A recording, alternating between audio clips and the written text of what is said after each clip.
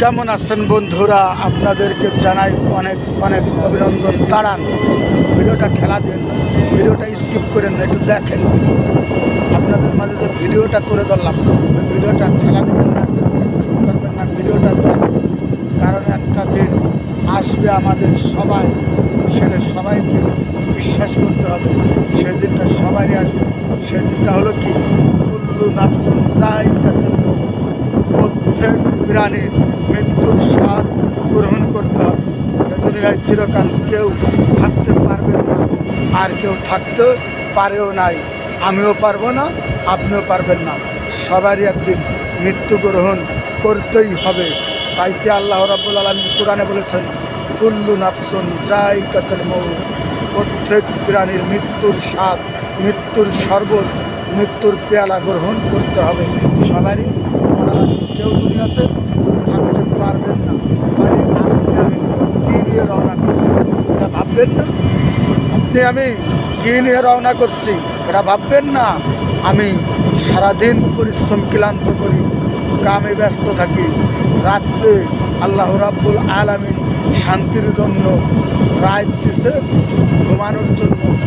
আর আল্লাহ রাত্রে ইবাদত করে আল্লাহর কাছে পানা চায়, মাপ চায়, রহমত চায়। তারা আল্লাহকে বলে, আল্লাহ আমি গুনাহগার, আমাকে মাফ করুন। ওই রাত্রে আপনি যদি আমল করতে না পারেন, ঈশার নামাজ পড়ে আপনি বিছানায় শোয়ার সময় যতক্ষণ ঘুম না আসে, বালিশের পর মাথা দিয়ে চিন্তা করবেন, ওরে মন, সারাদিন আজকে আমি কী করছি, কয়টা পুণ্য করছি, কয়টা গুনাহ করছি, কয়টা ভালো কাজ করছি, কয়টা খারাপ কাজ করছি।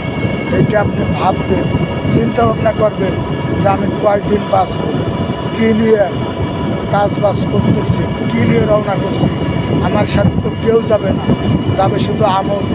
আমি কী কাজ করলাম, আমার কী হবে পরকালে, এটা আপনি নিরিবিলি শুয়ে ভাবেন যে আমার কী হতে পারে মরার পরে। আমার সাথে তো আমার বন্ধু বান্ধব, ছেলে মেয়ে, মা বাপ, বাল বাচ্চা, বিবি কেউ যাবে না। তাহলে আমার কী দশা হবে, আমি কী উপায় হবে, আমি কী বলবো খোদার কাছে? কারণ খোদা যদি আমাকে প্রশ্ন করেন, ইসলাম কী নিয়ে আসছো আমার কাছে, তখন আমি কি বলবো, তখন আমার কি বলার আছে, তখন আমার কি গতি হবে, এটা আমার ভাবতে হবে না? এটা বহু অহরহ ভাবতে হবে। চিন্তা ভাবনা করে ভাবেন যে আপনি কী নিয়ে রওনা করছেন, আপনি কি জবাব দিবেন মাওলার কাছে, এটা ভাবেন। চিরকাল জীবনে থাকবেন না ভাই বেঁচে, কেউ চিরকাল বেঁচে থাকে নাই। আমিও থাকবো না, আপনিও থাকবেন না।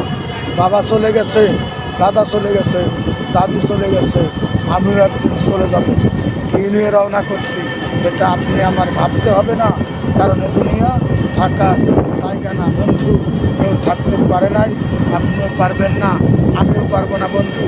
কী নিয়ে রওনা করছি এটা মনকে প্রশ্ন করেন, ওরে মন, এ দুনিয়া থেকে একদিন চলে যাব খালি হাতে, কিছুই নিতে পারবো না। বাড়ি বাড়ি করি, টাকা টাকা করি, ক্ষমতার বড়াই দেখায়, রাজনীতির বড়াই দেখায়, গোষ্ঠীর গরম দেখায়, দলের গরম দেখায়, টাকার গরম দেখায়। কিন্তু ওরে মন, আমি যেদিন চলে যাব কি নিয়ে রওনা করব? কিছুই তো সাথে যাবে না। শাহ বাদশাহ সেকেন্দার পৃথিবীর বাদশাহ ছিলেন।